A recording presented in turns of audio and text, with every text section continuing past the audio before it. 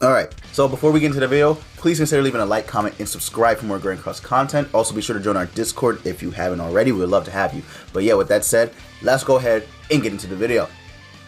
So, this is actually another subscriber requested video, and I'm going to do my best to help them out. So, he wants me to do a sort of guide, I guess, on the best teams for geared and ungeared. Now, that's a little, like, controversial, or not controversial, right? Subjective, because there are a lot of teams that work in PvP. It's just right now the main like cuck for most teams is Goddess Elizabeth, but there is a team that can cuck Goddess Elizabeth as well.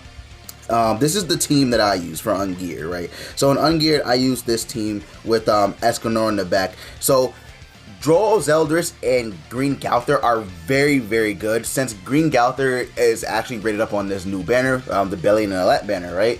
If you did summon and pull him, there you go. Or if you had him before, you can use this team. So what the tactic with this team is that you want to try and get Droll's skill 2 off, right? You want to try and get a skill 2 rank 2 and disable their buff and debuff skills, so that way Goddess Elizabeth cannot stun, she cannot get her shield off, and Galther cannot do any attack disabling. So you want to make sure you do that there. Zelda's passive works wonders, because if they move cards to get the debuffs off of them, they also take away their ult gauge, and it's very, very good. Plus Droll's passive helps a lot because it prevents them from using their ultimate. So very, very good. And then obviously Galther is here just as a support unit. I mean, he can take away their ultimate gauge, but really his main thing is literally just to be here for the attack related stats increase. So yeah, that's why he's mainly here. So very, very good. I'll take this off just so you guys know like what I'm looking at without food CC wise. So 130 without food, right? So not bad, but could be better. Most of these are actually Droll, Zeldris, and Galther are all 1 out of 6. Escanor is the only 6 out of 6 unit for me. So if they all were to be 6 out of 6, I'd be looking somewhere around maybe 135k. So very good. Very, very good. Another team that you could use, and these teams do work in geared, by the way. So this is kind of like, even though I'm showing it in ungeared, you can use these teams in geared as well. So here's another team that works good. You can use Keo, Green Galther, right?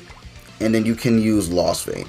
So this is another team, and I guess on the back you could have someone like, I don't know, King, just so that way you could get their pierce rate stats down. So this is another team that works. Here, let me just put like, boom, let me do this real quick. Do this. And then we'll put Diane here. So yeah, this is another team that works really, really good, because this team has good synergy. The only thing about it is if they do manage to have a red, like if they have a red Galther and they disable your attack skills, like there's nothing you can do about that, because legit Lost Vein and Keo's skills are all attack cards. So it's unfortunate, but it happens. Green Galther's here. He works very good on this team as well, because he can rank up Keo's skill. He can also rank up Lost Vein skills if you need to. So very, very good there. He also has a skill 1, and his Cold Destruction card does work, because Keo obviously applies ignites on the enemy. So very, very good card there.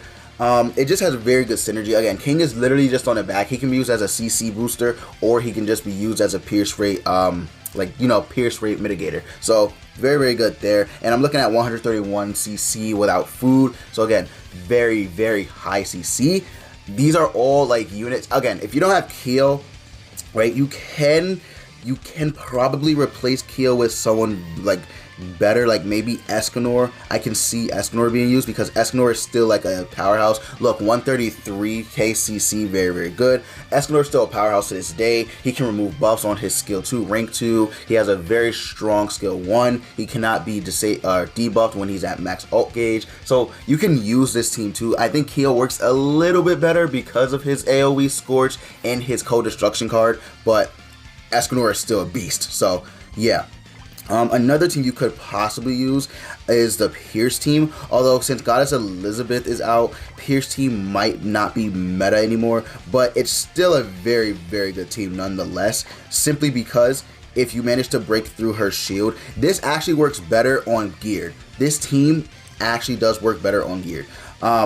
Unfortunately, Lilia and Rugal are both 1 out of 6, so my CC is taking a huge dip, and they're not Super Awakened, right? So yeah, but if you have these units built in Super Awakened or whatever, you can take it into Geared. This team is very, very good. So in Geared, you can use Pierce Rate equipment, right? You can use like attack and defense with Pierce Rate substats, and then you'll be doing massive damage. It actually does do crazy damage, because I've seen people build up this team in Geared and they like completely destroy the other team. So yeah, it can work. Very, very good team. Although it's kind of losing its place in the meta, it's still somewhat relevant. If you guys get my drift, it is still somewhat relevant, because most people aren't gonna know how to combat it, since most teams that you're facing are Goddess Elizabeth teams. So there you go. And then speaking of Goddess Elizabeth, obviously there's like a plethora of teams that you can make with Goddess Elizabeth herself. You have Goddess Elizabeth, you can use Lost Fade, and then you can use Blue Fairy King. This team is very annoying. This is one of those teams that is very annoying, because it's just so like it's honestly like just ridiculous how like the synergy that they have is like crazy. I'm gonna be honest with you, like I have never met another team like this, because you have Lost Vein, who's like just Lost Vein is Lost Vein, right? So he'll be ranking up his card 136 CC without food, by the way, right? You have Lost Vein who's ranking up his cards, right? And then you have King, who's also like petrifying, purifying. You have Goddess Elizabeth putting up a shield, stunning. It's literally like, it's legit insanity. Like, this team shouldn't exist. It's really, really insanity. This is why we call it the toxic team, because that's legit what it is. Honestly, that is what it is. It's toxic because no one, unless you have a very, very good like team composition like counter, no one's gonna be able to get through this. No casual player can get through this team with ease. Like, it's just so ridiculous, honestly. It's just honestly ridiculous. But yeah, so another team that you could possibly use, right, just to be fun, is the Brothers team, like I had at the start of the video. So you could use this team, right, and you could honestly just have a little bit of fun. I mean, fun probably doesn't exist in this game anymore, but still, it's a very, very fun team. I like to play with from time to time, just because like this whole synergy thing that got going on is really fun. It's not meta, but again, it's just for fun, and it honestly can work if you get the right amount of cards, if you get good RNG, right? There's just so many factors into it that makes it iffy, but again, it could work if you get the right RNG. But yeah, so obviously there's a whole bunch more teams that you can use. You can use like Red Gauther, Lost Vein, and King. That's an oldie but goldie team, right? And then you can use this team.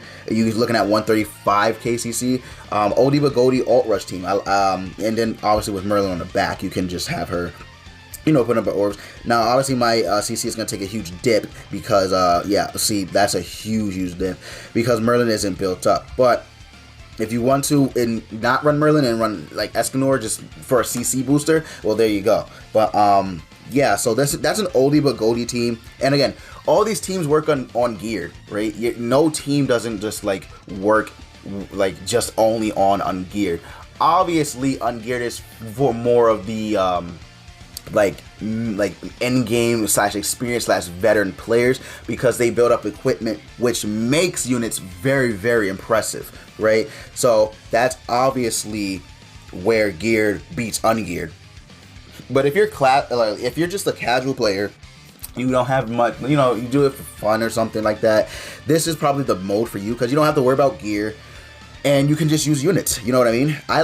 I personally am enjoying Ungeared a lot more than I'm enjoying Geared. I'll tell you that right now. It's just, Geared is just full of just toxicity. Or instead of Red Gauther for this team, you can honestly just run Green Gauther. Although I think Red Gauther might be a little better because of the attack disabling. But yeah, I think Red Gauther might work a little better than Green Gauther here in this scenario. But again, you can use it for the attack related stats increase. That's where Green Gauther like really shines, because Lost Vein, oh my god, Lost Vein is insane, man. He's actually insane with Green Gauther next to him. But yeah, Mono Red is a team that really isn't used as much, surprisingly, but it still can be used. I don't really have a good Mono Red team, I'm not gonna lie. I don't have the units built up or anything. So if you do, you can still use this. I think it's not gonna be the best team, but it does work. It does work. So I mean, if you really want to try it, if you're in the lower stages of PvP, it probably will work out better for you. I'm not gonna lie, but if you're not, it's probably just best if you don't, because of the fact that in ungeared, if you reach the higher like tiers, and this isn't geared 2, if you go to geared 2, although geared is more scaled to like, I don't know, wins I think, or something like that. It's weird because you can be like at gold 4 and fight like a platinum 2. It's weird, right? But in ungeared, you don't really see that a lot. So in ungeared, more so, you just want to make sure that in the higher state, like in the higher tiers, you're not using a team like that's not basically gonna do damage or do work, you know, if that makes sense. But yeah, that's pretty much it for this video. Again, there are a lot of teams you can make. When you're making a team, you have to think about team composition, which team works the best for each unit, which unit works hand in hand, right? So you got to take a lot of things into consideration. Also, you must make sure that your units are 6 out of 6, because, you know, you'll take a huge dip in CC unless they have naturally high CC like Green Escanor, right? But yeah, ungeared is a lot for...